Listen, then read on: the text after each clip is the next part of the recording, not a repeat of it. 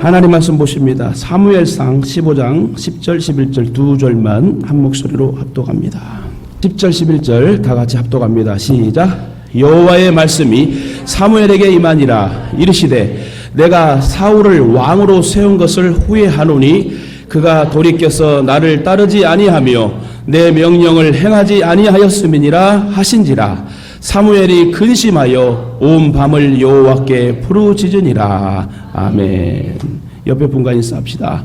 사랑하고 축복합니다.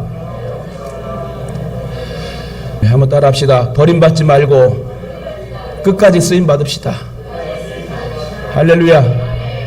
저는 나더러 주여 주여 하는 자마다 다 천국에 들어갈 것이 아니요 하나님 말씀의 뜻대로 사는 자라야 천국에 들어간다는 이 귀한 말씀이 항상 매 시간마다 귓전에 울리게 됩니다. 코로나로 인하여 많은 사람들이 신앙을 잃고 3만 교회가 무너지고 수많은 사람이 죽었고 수많은 사람이 자연인이 되고 하나님을 떠난 인간들이 많습니다. 그러나 여러분, 이러한 풍파와 환란 속에서도 우리가 버림받지 않고 쓰임받으려면 오늘 주께서 귀한 말씀을 주실 때에 아멘으로 화답하시고 마음에 각인하고 제발 행동으로 옮겨서 복을 받는 저와 여러분 됐으면 좋겠어요. 하나님은 순종하는 자에게, 하나님 깨닫는 자에게 은혜를 주셔요. 오늘 이 예배는 그냥 왔다 그냥 가는 시간이 아니야. 정말 오늘 은혜 받으시고 믿음으로 예배에서 하나님 만납시다. 코로나로 인해 많은 사람이 죽어가고 우리 교회도 타격이 있고, 그러나 여러분, 남겨둔 자 그루터기에 밑동을 하나님 꼭 남겨두고 발 앞에 무릎 꿇지 않는 7,000명의 용사들을 남겨주시는 역사는 그 시대의 후손이 이끌어가고 하나님의 영광을 드러내기 위하여 남긴 후손들이야. 우리는요, 살려주신 것도 은혜요, 건강 주신 것도 은혜요, 오늘 아멘 하게 하신 것도 은혜요. 그러니 겸손하게 하나님 앞에 다 바칩시다. 내 생각과 몸과 마음의 모든 것을 절인격으로 하나님께 바칠 때 하나님 주목하시지 않겠어요? 공부 잘하는 아이들 선생님들이 이뻐합니다. 물어볼 때 대답 잘하는 아이 이뻐합니다. 마찬가지로 하나님도 예배드릴 때 아멘 잘하고 은혜 받고 깨닫는 성도들에게 주목하시지 않겠어요? 근데 막 매가리 없이 와갖고 아멘도 안 하고 그냥 아이고 빨리 끝났으면 좋겠는데 오늘 5분 더 늦게 끝나겠네. 그럼 사단이 주는 마음 아닙니까? 하나님이 원하시는 것은 저와 여러분의 온전한 마음을 원하시는 거야. 저번에도 말씀드렸잖아요. 우리는 예배를 보는 게 아니라 드리는 거예요. 오늘 여러분 착각하지 마세요. 영화를 보러 간다 할 때 보러 간다 표현하는 거지, 예배는 반드시 드리러 오는 거예요. 성전이 존립하는 그 시기까지는 예배당에서 성전에서 예배드려야 된다는 거예요. 집에서 예배드리지 마요. 성전이 있을 때 성전에서 예배하는 저와 여러분이 복이 있는 거예요. 이제 우리가 죽고 나서 우리 후손들이 성전도 없어지고 이제 무용교회 자유주의 신앙과 이런 상황이 되면 우리는 그래도 예전에 믿어서 하나님을 채우면서 돌아오기도 하지만 우리 자녀와 후손들은 아예 믿음이 없다니까요. 성전도 없어. 근데 뭐라는 줄 아세요? 성전이 있을 때에 복이 있는 거예요. 오늘 솔직히 저와 여러분 예배드리다 다 들림 받았으면 좋겠어. 그런 신앙으로 여러분 믿음합시다. 예배만큼은 정말 잘 드립시다. 예배 잘 드리고 하나님이 주중에 복 주시는 은혜를 받고 감사하고 또 예배 잘 드리고, 주일의 첫날, 오늘이 첫날이에요. 오늘 예배 잘 드려야 일주일 잘 사는 거야. 근데 여러분 그냥 오지 마세요. 진짜 믿음을 가지고 오세요. 은혜 받는 한 부분, 한 단어, 한 글자를 놓치지 말라는 거예요. 특별히 말씀 시간은 또 찬양 인도자가 찬양 인도할 때 미리 은혜를 받아야 되고 회개해야 되고, 그런 말씀이 얼마나 쏙쏙 들어오겠어요. 그래서 기도원 가면 막 30분 40분 일찍 오잖아요. 그리고 그 성도들이 찬양하면서 눈물을 쏟아. 그리고 하나님 오늘 말씀 속에 은혜를 받고 치료받기 오네요. 근데 말씀을 전할 때 능력이 임해서 치료가 돼. 이게 믿음이거든요. 여러분, 우리 믿음이 없이는 하나님을 기쁘게 할 수 없대요. 오늘 정말 버림받지 않고 우리 끝까지 쓰임받으며 천국에 가려면 오늘 주신 말씀을 잘 기억하여서 꼭 행동을 옮겨서 복을 받는, 존경받고 추앙받는 축복의 주인공 되시길 주님의 이름으로 축원합니다. 우리의 인생이 세상에서 아무리 성공한 것 같이 보여도 하나님 보시기에 인정받지 못하면 그것은 실패한 인생입니다. 주님 없는 인생은, 주님 없는 성공은 가짜예요. 왜냐하면 인생의 심판자가 하나님이시기 때문에 성공해도 반드시 주님 안에서 성공해야 돼요. 주님 안에서 승승장구. 그러나 반대로 세상이 보기에 아무리 실패한 인생 같아도 하나님이 보시기에 잘했다, 잘하고 충성된 종아 하는 칭찬을 받으면 그 사람은 성공한 인생이에요. 왜? 하나님 인정하시니까. 사실 이렇게 되려면 무엇보다도 하나님께 들어 쓰임을 받는 사람이 돼야 되는데, 여러분 이왕이면 쓰임 받는 사람이 좋잖아요. 저도 여러분 세계적인 종이 되고 싶어요. 5대학 6대지 비행기 타고 다니면서 우리 장로님들과 중직자들 같이 함께 청년들 가서 찬양하고 예배하고 역사가 일어났으면 좋겠어요. 꿈을 가져야 되잖아요. 여러분 그러려면 주님 안에서 우리가 성공해야 돼요. 그런데 너무나 많은 사람들이 하나님이 들어쓰시기에 부족한 모습을 갖추고 살아요. 솔직히 죄송합니다만은 권사, 장로, 목사도 진짜 하나님 보시기에 사람 보기에 아닌 부분에 대해서 이렇게 부적합한 모습으로 신앙이라고 하며 신앙을 하는 사람도 있어요. 안타깝게도 하나님이 쓰실 만한 인격, 자세, 믿음이 있어야 하는데 아무리 보아도 그런 모습이 없다면 하나님 어떻게 쓰시겠습니까? 권사를 일찍 받으면 뭐해? 장로를 일찍 받으면 뭐해? 인격이 돼야 돼요. 신앙이 돼야 되는 거예요. 그래서 존경받고 칭찬받는 하나님의 귀한 영혼이 되어야 되지 않겠습니까? 그렇다면 하나님은 어떤 사람을 버리지 않고 쓰실까요? 오늘 봉독한 성경 말씀이 우리에게 그것을 가르쳐주고 계십니다. 오늘 본문의 말씀은 이스라엘의 초대 왕인 사울왕이 처음 등극하였을 때는 나라를 잘 다스렸습니다. 그러나 여러 해 지나면서 그가 하나님과의 사이가 멀어지고 결국 교만한 왕으로 전락해버려요. 하나님의 명령을 자기 멋대로 무시하고 자기 보기에 좋은 대로 행합니다. 결국 하나님께 버림을 받고 책망을 받는 비참한 모습을 보여주고 그 내용은 역사에 기록됩니다. 여러분 정말 목사도 성도도 겸손해야 되는 거예요. 우리는 하나님의 자녀인데 주님 안에서 우리는 아무것도 아니라는 거예요. 주님보다 능가하면 안 돼요. 주님 때문에 우리가 이렇게 사는 거예요. 주님의 은혜로 구원받은 거예요. 주님의 은혜로 천국을 소망할 수 있는 거예요. 그렇다면 본론으로 들어가서 버림받지 않고 끝까지 쓰임받으려면 어떻게 해야 되냐? 첫째, 메시아의 은혜를 받고 겸손하자. 따라합시다. 은혜를 받고 겸손히 행합시다. 은혜 받아야 돼요. 은혜를 받고 은혜를 구하고. 대부분 은혜 받으면 겸손해집니다. 교만하다는 것은 은혜 받지 못했다는 증거예요. 은혜 받은 사람은 표정도 밝아요. 은혜 받은 사람은 주님 일이 너무 기뻐. 제가 주님 만났을 때 너무 은혜 받아가지고 진짜 교회만 가고 싶은 거예요. 교회 가면 막 기쁩니다. 찬양이 임하고 날아갈 것 같은 거예요. 저와 여러분이 그런 주님 처음 만난 그 사랑이 있을 줄 압니다. 그런 믿음으로 교회를 나오셔야 돼. 삭개오가 예수님을 만나 은혜 받았을 때 겸손해집니다. 그래서 회개하고 4배를 다 갚아주잖아요. 사도 바울도 부활의 예수님을 만나는 은혜를 받았을 때 죄인 중에 나는 괴수다. 뭔 말이에요? 나는 가장 연약한 죄인이고 가장 흉악한 죄인이다.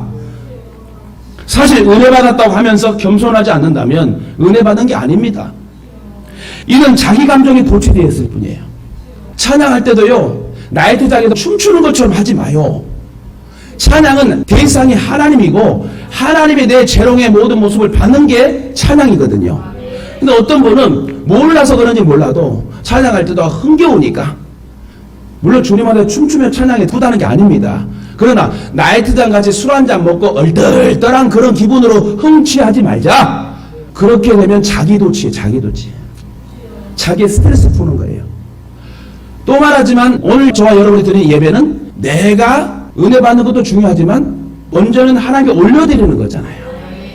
제대로 드리고 하나님께 제대로 받고 얼마나 감사해. 이걸 교통이라고 합니다. 교통.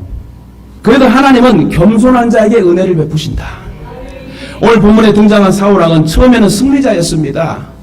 용모도 준수하고 하나님 인정받을 만한 이스라엘의 초대 왕으로 세워지게 되지요. 그러나 나중에는 자신의 위대함을 자랑합니다. 내가 뭐 했다, 내가 뭐가 있다. 조금 이제 살만하니까 그 밑에 수하들이 자기를 왕으로 인정해 주니까 가진 것 있으니까 이제 자기의 스펙을 자랑합니다. 하나님은 겸손한 자를 사랑하시고 끝까지 돌봐 주십니다. 진정한 승리자는 그래도 겸손한 자예요. 자신의 업적을 과시하는 자가 아니라 하나님의 이름을 높여드리는 자입니다.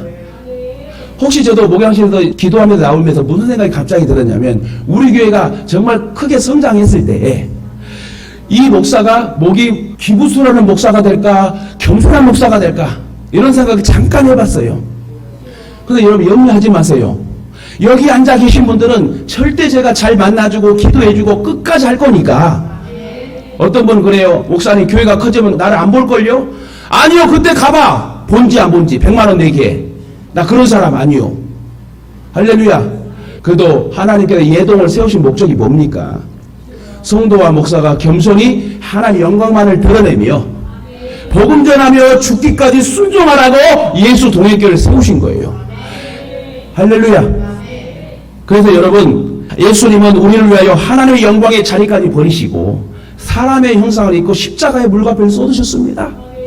신이시면서도 따발총으로 다다다다다 배신한 자들 다 죽일 수도 있어. 갑자기 여러분 구름과 비를 쏟아가지고 홍수로 다 물에 잠기게 할 수도 있어요. 신이시니까. 신성을 이용하여 그렇게 할 수 있음에도 불구하고 우리의 원죄를 완전히 해결하여 주시기 위하여 그 질서를 통해서 겸손히 인성을 다, 고통을 다 받아가면서 인성만 쓰시고 죽으셨어요. 얼마나 위대합니까? 마태복음 11장 29절에 예수님은 나는 마음이 온유하고 겸손하니 나의 멍에를 메고 내게 배우라 이렇게 말씀하셨습니다. 이처럼 하나님은 겸손한 자를 사용하셔요. 우리는 교만과 싸워 자기를 낮추지 않으면 결코 하나님의 은혜와 축복을 누릴 수 없습니다. 여러분도 상대방을 만날 때, 누굴 만날 때 교만하게 막 자랑하는 사람 좋아요? 아니에요. 차라리 말 없이 겸손하게 예의 바르게 목례하고 인사하고 하는 사람 더 좋지 않습니까? 여러분 말 많은 사람 좋아요? 자기 자랑하고 막 떠드는 사람 좋습니까? 여자 셋이 모이면 그릇이 접시가 깨진다. 맞는 것 같아요. 이 말이 왜 나오죠? 함부로 말하면 안 돼요. 함부로 생각한 걸 함부로 막 말하고 무의식적으로 얘기하면 상대방이 죽습니다. 고로 예수님의 마음, 즉 겸손한 마음은 하나님의 은혜를 체험할 수 있는 지름길이에요. 고린도후서 12장에 보면 여러 계시를 받은 것이 지극히 크므로 너무 자고하지 않게 하시려고 내 육체의 가시 곧 사단의 사자를 주셨으니 이는 나를 쳐서 너무 자고하지 않게 하려 하심이라 말씀하셨습니다. 위의 말씀처럼 하나님은 사도 바울에게 겸손이 필요한 것을 아셨습니다. 사도 바울의 손수건만 만져도 막 병이 치료되고 막 난리가 나잖아요. 이렇게 가다가는 교만할 수 있어요. 그렇지 않아요? 인간이니까. 사도 바울도 사도이기 전에 인간이에요. 인간이기 때문에 자기를 통해서 하나님이 사용하신 것을 알고 겸손히 병 고치는 은사든 사역의 모든 상황에서 하나님께서 하셨습니다 할 수 있는데 사도 바울이 가는 곳마다 역사가 일어나니까 순간 인간이 우쭐하고 여러분 어깨에 뽕이 들어갈 수 있다는 거예요.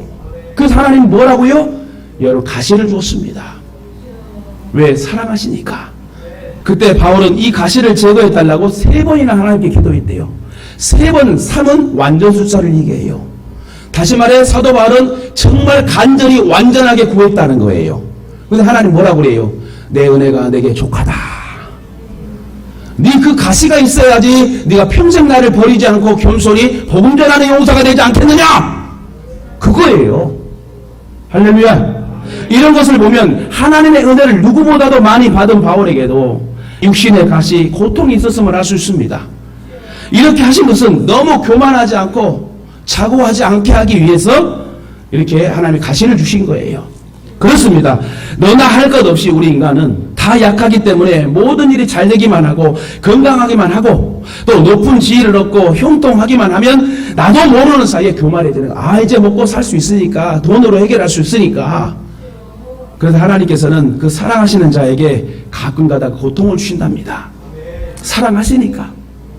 사랑하니까 여러분 아들, 딸도 혼을 내는 거예요. 바른 길로 가라고. 자녀들을 혼내고 싶은 부모가 누가 있습니까? 본인도 더 속상하고 2배, 3배 더 아픈데 마음이. 하나님도 우리가 제대로 바른 길로 가게 되면 얼마나 춤을 추고 여러분 찬양을 받겠습니까? 그런데 꼭 사랑하는 자녀들이 삐딱성을 타네. 교만하네. 바른 길로 못 가네. 자꾸 환경에 무너지고 넘어지고 이스라엘 백성들처럼 원망과 불평을 토하네. 이런 하나님 가만 놔두십니까? 하나님 불병을 만들어서 깨닫게 하시고 전염병을 돌게 하나님 깨닫게 하시고 그런 가시들을 저와 여러분에게 주시니까 열심히 믿고 있는데 환난이 왔다. 그럼 여러분 하나님 나에게 큰 보너스를 주신다 생각하고 믿음으로 그 자리에 지켜 더 기도하세요. 어려운 일 당했다고 여기저기 설레발이 막 야 친구야 어째야 뭐 어쩌저쩌고 이러지 마. 하나님 앞에 묵묵히 기도하다 보면 하나님께서 크게 위로해 주시는 거예요. 그러므로 교만의 자리에 나아가지 않고 겸손의 자리에 나아가는 성도가 끝까지 버림받지 않고 쓸만한 그릇이 될 수 있습니다. 저와 여러분이 더욱더 겸손이 돼서 쓰임받는 성도 되기를 주님의 이름으로 축원합니다. 두 번째, 버림받지 않고 끝까지 쓰임받으려면 내 마음에 불쑥불쑥 생기는 탐심과 욕심을 제거해야 되는 거예요. 욕심을 좀 내려놓으세요. 내 마음속에 생기는 욕심과 탐심을 버려야 되는데 인간의 모든 죄악의 근본 밑바탕에는 탐심이라는 무서운 것이 자리를 잡고 있습니다. 이 탐심이 사람을 행복하게 할 것 같이 보이나 실상은 이것이 사람을 가장 비참하게 만들어요. 여러분 진짜 자꾸 퍼주면요 돌아오더라고요. 근데 자꾸 움켜쥐려고 하잖아요. 아이들에게 사탕을 주고 움켜쥐고 있잖아. 잠을 자면 사탕이 물러버립니다. 그 온도에 의해서. 그 자꾸 퍼주고 나눠줘야 돼. 그럼 다시 좋은 걸로 신상품을 하나님 막 주신 하나님이야. 그러니까 여러분 자꾸 움켜쥐지 마세요. 욕심 가지지 마. 있으면 좀 나눠 먹어요. 저는 뭐 있으면 다 나눠주고 싶어. 여러분 그런 마음으로 그리스도의 사랑으로 살아야 되지 않겠습니까? 사울이 이 지경이 된 이유에는 바로 이 탐심이 발동했기 때문에요. 자기 말로는 하나님을 섬기려고 했다고 변명을 합니다. 그래도 아말렉을 다 진멸하고 전리품을 다 진멸하고 가져오지 말아야 되는데 좋은 것은 다시 취해서 하나님께 예배드리려고 했다고 뻥을 핑계를 댑니다. 이처럼 지도자가 욕심을 내고 탐심을 내면 그 나라는 망하게 돼요. 왕이 탐심을 내는 것을 보면 백성들도 여지없이 탈취하기 시작하고 결국은 나라 기강이 무너지고 망하는 것입니다. 조선 왕조 500년을 봐도 역사를 우리가 봐도요 진짜 선한 왕들은 백성들에게 모든 옥고를 풀어가지고 식량 가만히 나눠주면 얼마나 좋은 왕이에요. 근데 왕부터 욕심을 내고 그렇게 막 감추려고 하고 채우려고 하면 그 밑에 신하들은 더할 나위 없고 백성들도 서로 뺏어 죽이려고 합니다. 콩 한 쪽이라도 나눠 먹는 백성, 콩 한 쪽이라도 나눠 먹는 가족이 돼야 여러분 우리가 진정한 손가락질 받지 않는 그런 성도가 되지 않겠습니까? 개인도 마찬가지예요. 성경에 탐심 때문에 망한 사람이 어디 한둘입니까? 엘리사의 종 게하시가 탐심에 대해 여러분 문둥병이 걸린 사건이 되게 됩니다. 나아만 장군이 최종 엘리사의 말에 순종하여 병고침을 받았어요. 처음에 나아만 장군이 엘리사를 찾아갔는데 엘리사가 문도 안 열고 게하시에게 요단강에 7번 가서 물을 씻어라. 그렇지만 이 나아만 장군이 아람 나라의 제2의 통치자, 왕 다음의 통치자인데 이런 식민지 국가의 한낱 하나님의 종이라는 사람이 문도 안 열고 문전박대하며 그렇게 나에게 명령질을 해가지고 열받아갖고 다시 아람 나라로 돌아가려고 그랬어요. 근데 아람 나라에서 갇혀온 그 종의 말을 듣고 한번 해봅시다 장군님. 믿자 본전 아닙니까? 해서 나아만 장군의 마음을 좀 조종해서 그것도 하나님이 조종하신 것 같아요. 계집종의 그 말을 하나님이 사용하여서 나아만 장군의 그 열받았던 마음을 분노를 가라앉히고 요단강에 7번 씻었더만 문둥병이 하얀 아이살같이 변해버렸대. 그래가지고 고마워가지고 아람에서 갖고 온 모든 특산품 전리품을 엘리사에게 선물로 줍니다. 근데 엘리사가 뭐래요? 가져가! 필요 없어! 하나님께 영광 돌려! 그래서 다시 가려고 하는데 갑자기 게하시가 아이고 장군님 우리 엘리사 선지자님이 그 선물을 받겠답니다. 뭐예요? 욕심이 생긴 거예요. 그 지가 갈취하려다가 게하시한테는 지가라 해도 돼. 그죠? 지가 갈취하려다가 문둥병이 걸려버립니다. 이렇게 탐심과 욕심이 무서운 거예요. 우리 여동의 성도들은 나눠 먹읍시다. 같이 함께 합시다. 같이 교회를 세웁시다. 복음 전도하며 삽시다. 그리스도의 사랑을 받은 우리가 요만큼 우리가 전달하고 나눠주잖아요. 그럼 요만큼으로 다시 돌아와요. 아브라함에게 열받게 하고 속삭이던 원수 같은 사람을 아브라함 미워하지 않고 용서했어요. 오히려 축복했대요. 그랬더만 그 축복이 다시 크게 돌아옵니다. 우리는 하나님의 영광을 위해 살아야 될 존재예요. 안드로포스, 위를 바라보는 존재. 인간의 정의는 위를 바라봐야 된다는 거예요. 돼지에게 개도 밥 주고 주인 바라본 줄 아세요? 절대 위 안 바라봐요. 인간은 그래도 동물과 틀리고 하나님이 가장 사랑하신 하나님 자녀이고 또 형상, 하나님의 형상을 닮았대요. 그러니까 여러분 아이들이 물어봐요. 엄마 아빠 하나님 어떻게 생겼을까요? 코뿔소 같이 생겼을까요? 코끼리처럼 생겼을까요? 물어보면 어떻게 얘기해야 돼? 너같이 생겼어? 그래야 돼. 왜? 하나님의 형상대로 우리를 지으셨대요. 이 말은 하나님과 모양이 똑같다는 거죠. 그렇다면 하나님의 자녀는 뭐예요? 그렇게 사랑받고 6일째 우리를 인간을 만들고 루하우 해서 그 흙으로 지은 그 코에 생기를 확 부었더만 하나님의 영이 임해가지고, 하나님의 영이 임했다면 저와 여러분 하나님의 자녀란 거예요. 그러면 뭐라고 했습니까? 힘이 좋았더라. 해를 만드시고 달을 창조하시고 바다의 물과 모든 걸 창조하시는데 그냥 좋았더라 했는데, 6일째 우리를 만들고 루하우 하나님의 영이 훅 들어서 생명됐을 때에 하나님 뭐라고? 힘이 좋았더라. 그렇게 사랑하신 자녀들을 하나님이 버리겠습니까? 왜 우리가 버림받으려고 여러분 노력을 합니까? 버림이란 자체가 나는 싫어요. 버림받았다는 자체가 얼마나 배신감이고 상처입니까? 그래서 저와 여러분은 버림받지 말고 끝까지 쓰임받는 성도 되기를 주님의 이름으로 축원합니다. 또한 아나니아라는 사람은 초대교회에서 하나님께 땅을 팔아 헌금하려다가 막상 땅을 팔고 보니까 돈에 탐심이 생겨 일부를 감추고 전부인 것처럼 속이다가 그 아나니아 삽비라가 한날에 죽게 됩니다. 차라리 그냥 판 거 그대로 내지 왜 속여? 하나님 앞에 드릴 때 정직하게 드리란 얘기죠. 선한 일을 하려다 탐심이 작동하여 범죄하니 엄청난 비극의 결과를 초래합니다. 또 가룟 유다도 왜 예수님을 팔았죠? 그 30냥 때문에. 그 속에 항상 이익을 추구하는 탐심이 가득한 사람이었어요. 그 결과가 어떻습니까? 자살하여 죽어 창자가 터져 죽었다고 성경은 기록합니다. 그냥 죽은 것도 아니고 창자가 터져 죽었대. 막말로 여러분 개죽음이에요. 그래서 예수님 뭐랍니까? 저 사람은 아예 태어나지 않았으면 좋았을 뻔. 그런 저주 인생이 되면 안 되잖아요. 우리는. 그게 진짜 버림받은 인생이에요. 이처럼 탐심과 욕심은 무서운 제약을 일으키는 도구임을 우리는 알아야 됩니다. 이것을 벗지 못하면 우리는 비극의 주인공이 될 거예요. 사랑하는 가족 여러분, 꿈은 클수록 좋은 것입니다. 하지만 욕심과 꿈을 혼돈해서는 안 되는 거예요. 아무런 노력도 없이 허황된 꿈을 꾸고 자신이 가진 것에 만족하지 못한다면 그것은 욕심이 되는 거예요. 11절을 도적질하고 주일날을 도적질하고 이런 모든 것이 근본 밑바탕에는 탐심이란 무서운 뱀의 형상이 뱀처럼 막 웅크리고 있음을 우리는 알아야 된다니까요. 저도 뱀을 겁나 싫어하거든요. 여러분도 싫어할 겁니다. 뱀을 보기만 하면 징그러. 그냥 TV에 나오면 그냥 채널을 바꿔버려. 꿈에 나타날까봐 그냥 바꿔버려. 왜 그런지 모르겠어요.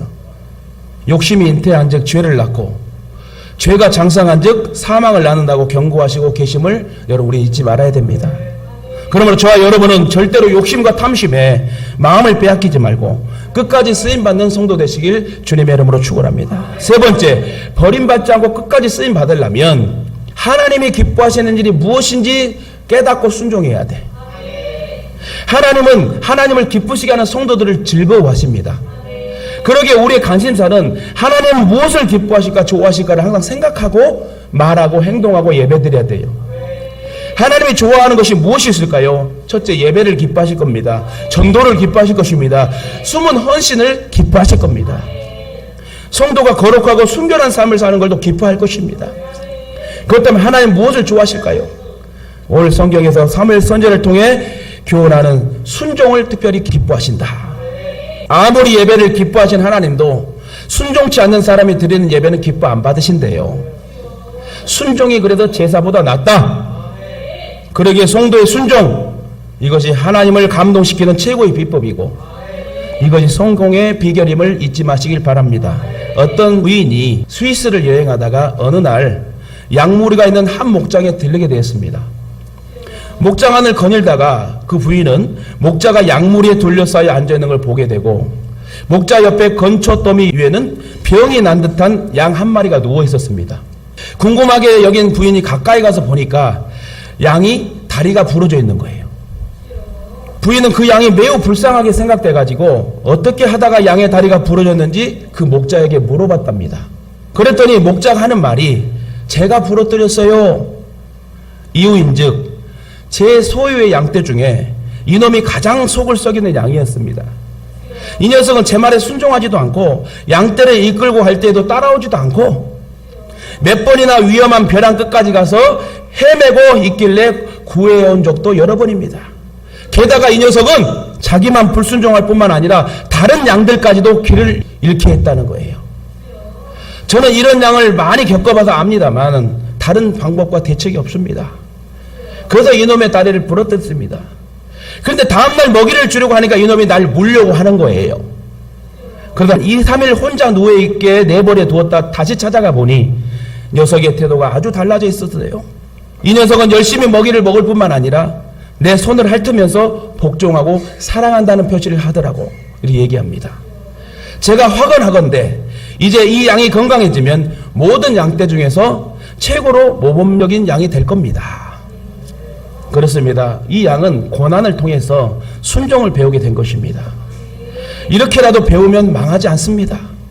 여러분 늦지 않았어요. 지금부터 시작해도 늦지 않아. 시작은 절반이라예요. 여러분 나이 들었다고 난 죽었다 늙었다 다 됐다 생각하지 마세요. 하나님은 나이 든 자나 안 든 자나 준비된 자를 쓰세요.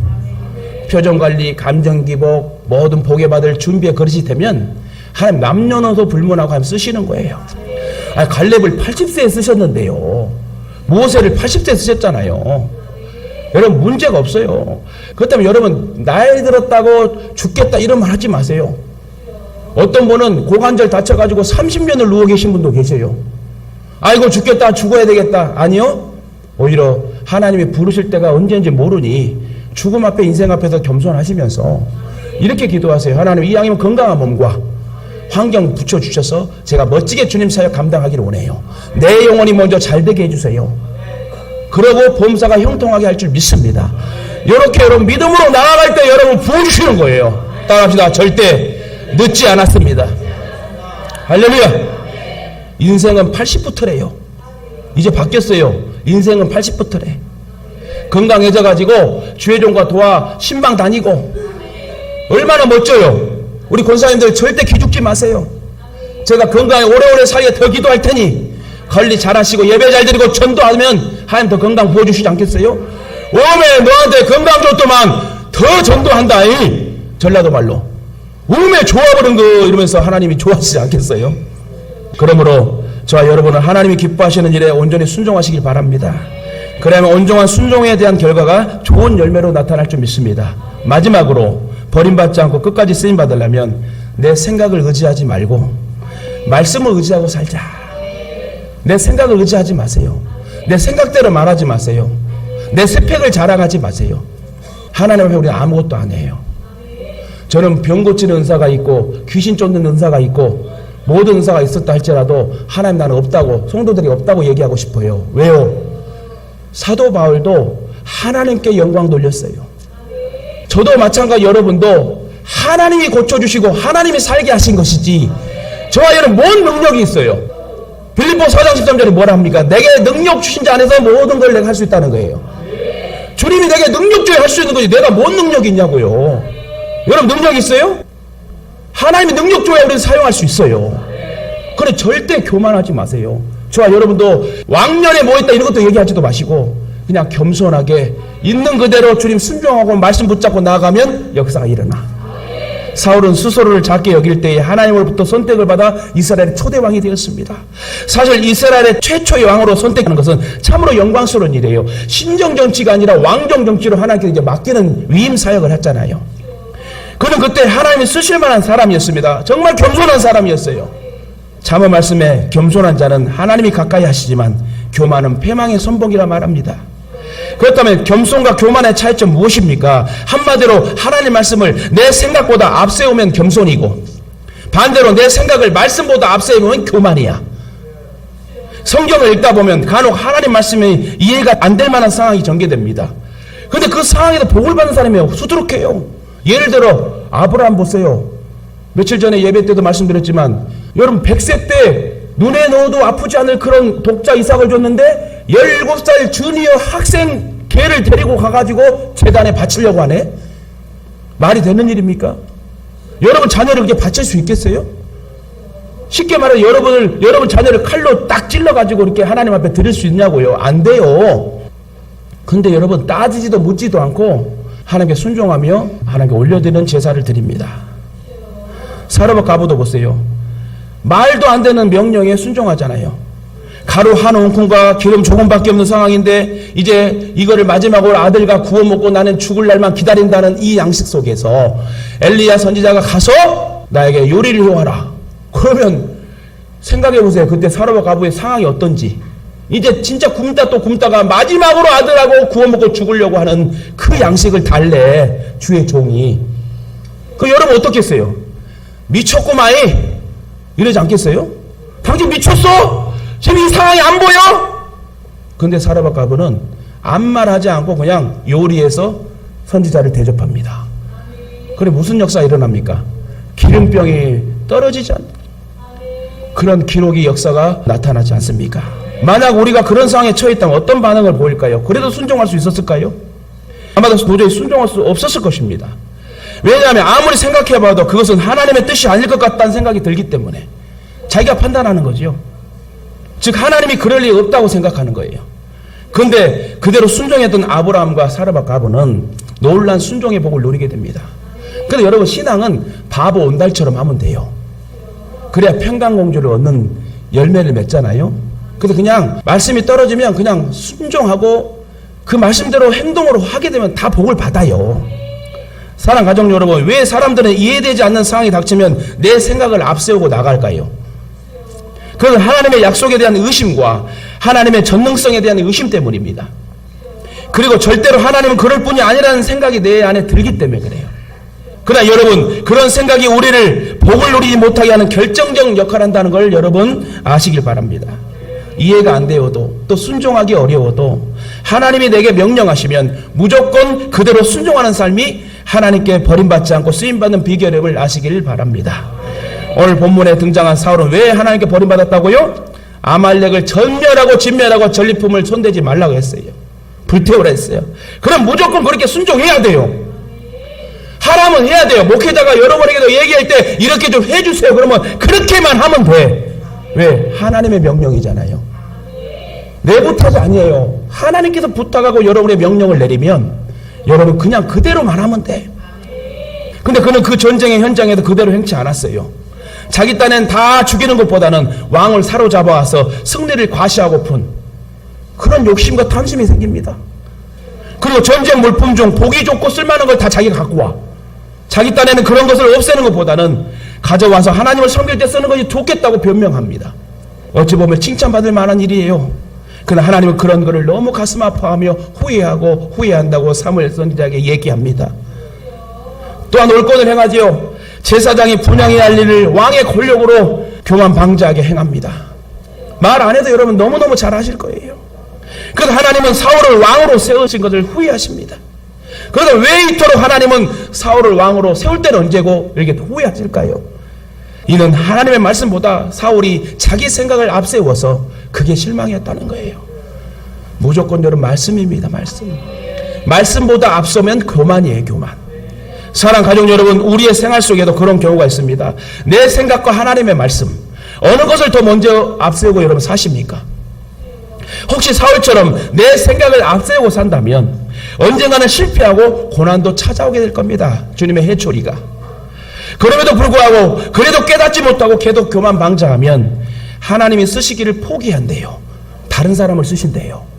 내 생각이 아무리 올바른 것 같아도 그래도 내 생각은 하나님의 뜻을 절대 앞설 수 없어요. 인정하십니까? 동의하십니까? 다시 말씀드릴게요. 저와 여러분의 생각이 아무리 월등하고 최고의 탁월한 선택일지라도 하나님의 말씀보다는 절대 앞서지 못한다. 다시 말해 내 생각과 하나님의 생각은 다르다는 거예요. 하나님 누굴 좋아했어요? 순종하는 에녹을 좋아했고, 순종하는 노아를 좋아했고, 순종하는 아벨을 좋아했고. 그래서 순종하기 어렵고 힘들어도 하나님의 말씀임을 믿고 그대로 순종하면 주님은 나를 더 크게 쓰시게 될 것이고 결국 놀라운 은총의 복을 체험할 줄 믿습니다. 말씀 맺겠습니다. 사랑하는 예동 가족 여러분, 하나님께 최종적으로 버림받지 않고 쓰임을 받는 인생이 복된 인생이고 진정 성공적인 인생입니다. 아울러 비록 세상이 알아주지 않더라도 하나님이 나를 쓰시고 나를 통해 영광을 받으시기만 한다면 내 인생은 성공의 인생이 되는 것입니다. 여러분은 어떤 인생을 살기 원하십니까?